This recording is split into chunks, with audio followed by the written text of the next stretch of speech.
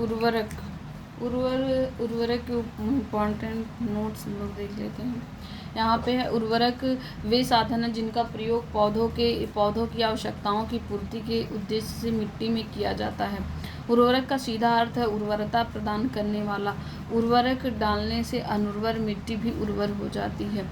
इन्हें अकार्बनिक खाद कहा जाता है। तो उर्वरक को क्या कहा जाता है? अकार्बनिक खाद कहा जाता है।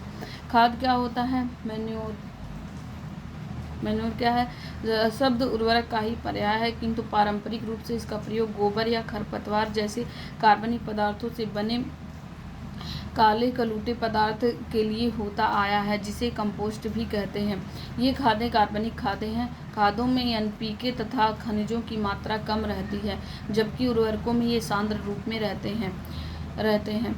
इन खादों की प्रचुर मात्रा मिट्टी में डालनी पड़ती है और इनका बनाया जाना गोबर तथा वास्तविक पदार्थों पर निर्भर करता है, किंतु उर्वरकों को कृत्रिम रूप से कारखानों में तैयार किया जाता है और विभिन्न तत्वों की सांद्रता इच्छानुसार रखी जाती है।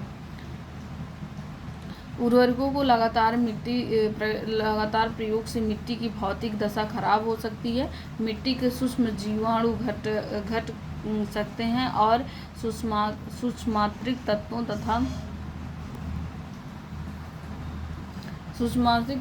कार्बनिक पदार्थ की कमी हो सकती है। इसलिए आजकल उर्वरकों के साथ कार्बनिक खादों का भी इस्तेमाल संशोधित किया जाता है। अब तो उर्वरकों के विकल्प के रूप में जैव उर्वरक भी तैयार किए जाते हैं। तो अब पहले जो उर्वरक थे, तो अब विकल्प के रूप में जैव उर्वरक भी तैयार किए जा रहे हैं। खाद के स्थान पर वर्मी कंपोस्ट। तो ये पूछता है कि वर्मी कंपोस्ट क्या होता है? तो केंचुए द्वारा जो निर्मित खाद होता है उसे ही हम वर्मी कंपोस्ट कहते हैं, भी इस्तेमाल की जा सकती है। कुछ एक दलहनी फसलों को उगाकर भी मिट्टी में नाइट्रोजन की कमी पूरी की जा सकती है। यह भूमि उर्वरता के संरक्षण का प्राकृतिक उपाय है।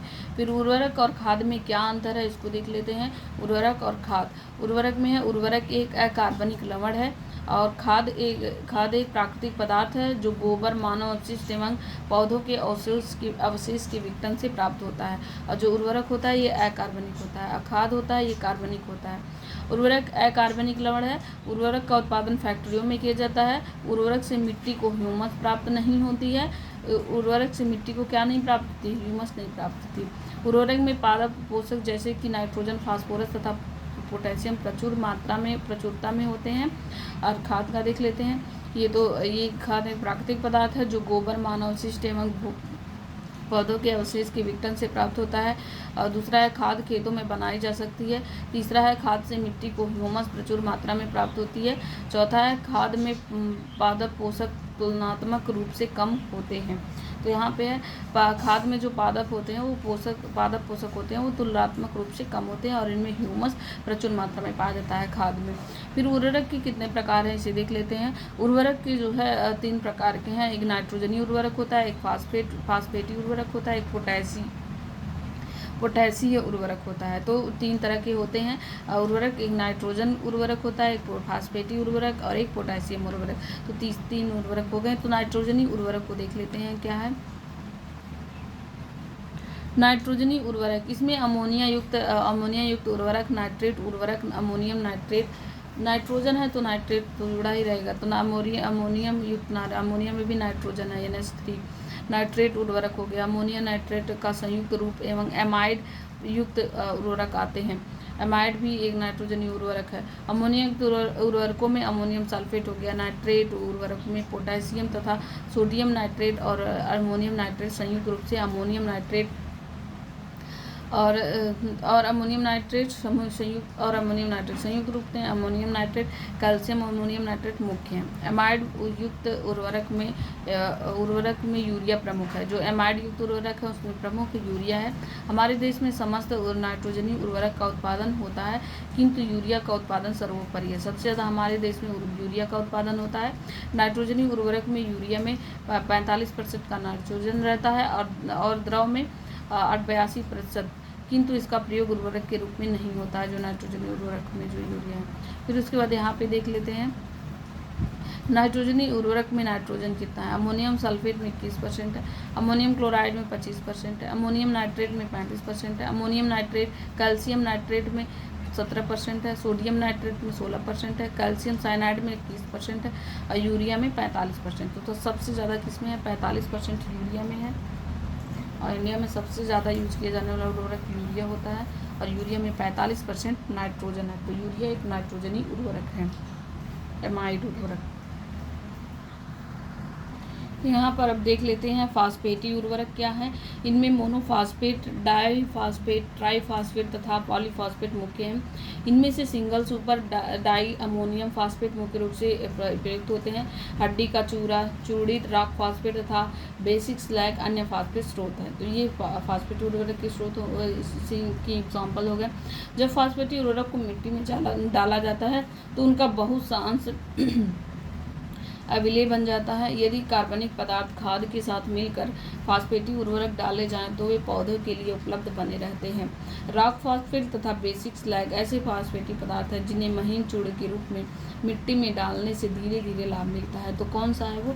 रॉक फास्फेट और basic slag. Rock phosphate, basic slag. वहाँ पे मोनोफास्फेट, डाईफास्फेट, ट्राईफास्फेट, पॉलीफास्फेट ये मुख्य हैं।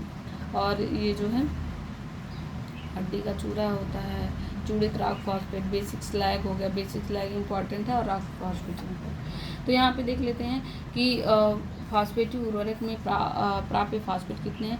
सुपर फास्फेट में 16 से 47%, एमोफॉस में 45%, बेसिक स्लैग में 15 से 25%, हड्डी के चूरा में 20 से 35%, रॉक फास्फेट में 25 से 30% और कैल्शियम फास्फेट मोनो में 50%, मेटाफास्फेट में 64%। तो सबसे ज़्यादा हम किस में देख रहे हैं? फास्फेट है। सबसे ज़्यादा मेटाफास्फेट में है, इसमें 64% का फास्फोरस है। फिर उसके बाद यहाँ पे देख लेते हैं और ये सब एग्जाम्पल है फास्फेट उर्वरक के। और ये है पोटेशियम उर्वरक। पोटेशियम उर्वरक को देख लेते हैं। इसमें कैनेट तथा म्यूरिएट ऑफ पोटास मुख्य है। तो पोटेशियम उर्वरक में कौन इंपॉर्टेंट है? कैनेट और म्यूरिएट ऑफ पोटास मुख्य है। यह दोनों प्रकृति में पाए जाने वाले खनिज पदार्थ हैं। कैनेट में पोटेशियम क्लोराइड के साथ साथ मैग्नीशियम सल्फेट अशुद्धि के रूप में रहता है। म्यूनिट ऑफ पोटास पोटेशियम क्लोराइड का व्यापक नाम है। तो म्यूनिट ऑफ पोटास किसका नाम है? ये पूछा जाता है एग्जाम में। कैनेट तो है ही पोटेशियम उर्वरक। तो म्यूनिट ऑफ पोटास किसे कहते हैं? पोटेशियम क्लोराइड का व्यापारिक नाम है, मतलब कि बिजनेस नेम है। बिजनेस में लेन देन होता है तो पोटेशियम क्लोराइड उसे नहीं बोलते हैं बल्कि म्यूरिएट ऑफ पोटास बोलते हैं। और पोटेशियम सल्फेट को म्यूरिएट ऑफ पोटास से तैयार किया जाता है। तो जो पोटेशियम सल्फेट है म्यूरिएट ऑफ पोटास से तैयार किया जाता है। तो पोटेशियम उर्वरक में हम कैनेट को याद रखेंगे और म्यूरिएट ऑफ पोटास को याद रखेंगे। और म्यूरिएट ऑफ पोटास किसको कहते हैं? पोटेशियम क्लोराइड को। और पोटेशियम सल्फेट जो है इन्हीं म्यूरिएट ऑफ पोटास से तैयार किया जाता है। वैसे तो मिट्टी में पोटेशियम की मात्रा अधिक होने से पोटेशियम उर्वरक डाले जाने की आवश्यकता नहीं पड़ती है, किंतु इस उर्वरक को लगातार डालने से मिट्टी में पर्याप्त पोटेशियम स्थिरीकृत रूप में परिणित हो जाता है। तो देख लेते हैं यहाँ पे इनकी ये है पोटेशियम उर्वरक पोटास। यहाँ पोटेशियम क्लोराइड 48 से 7%, पोटेशियम सल्फेट 48 से 50%, कैनेट 12 से 16%, पोटेशियम नाइट्रेट 44%, लकड़ी की राख 3 से 7%, तंबाकू के डंठल 4 से 9%। तो यहाँ पे हम देख रहे हैं कि सबसे ज़्यादा परसेंटेज पोटेशियम क्लोराइड में है। पोटेशियम क्लोराइड का मतलब वही म्यूरिएट ऑफ पोटास वही है 48 से 60%। फिर जैव उर्वरक को देख लेते हैं। जैव उर्वरक क्या है? जैव उर्वरक के बारे में यहाँ से क्वेश्चन सीधे पूछ लिए जाते हैं।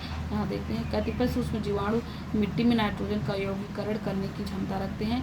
जैव उर्वरक का एग्जाम्पल पूछता है। जैव उर्वरक क्या करते हैं? नाइट्रोजन का यौगिकीकरण के लिए ये प्रयोग किए जाते हैं। और जैव उर्वरक कौन कौन से हैं? एजिटोबैक्टर एक जैव उर्वरक है, क्लास्ट्रीडियम एक जैव उर्वरक है, राइजोबिया एक जैव उर्वरक है और कुछ एल्गी शैवाल भी जैव उर्वरक है कि भूमि की उर्वरता बढ़ाते हैं। फलतः जीवाणु कल्चर प्रविधि द्वारा जैव उर्वरक तैयार किया जाता है। जैव उर्वरक कैसे तैयार किया जाता है? जीवाणु कल्चर प्रविधि द्वारा जैव उर्वरक तैयार किए जाते हैं।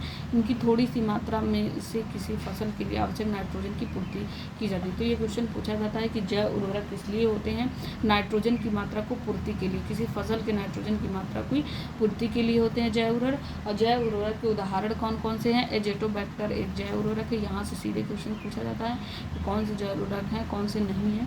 तो एजिटोबैक्टर जैव उर्वरक है, क्लास्ट्रीडियम एक जैव उर्वरक है, राइजोबिया एक जैव उर्वरक है और कुछ एल्गी शैवाल भी जैव उर्वरक है। तो एजोटोबैक्टर जैव उर्वरक, क्लास्ट्रीडियम जैव उर्वरक, राइजोबिया जैव उर्वरक और कुछ एल्गी शैवाल भी जैव उर्वरक हैं जो भूमि की उर्वरता बढ़ाते हैं। नाइट्रोजन की मात्रा की पूर्ति के लिए ये आवश्यक होते हैं। उसके बाद नेक्स्ट चैप्टर देखते हैं।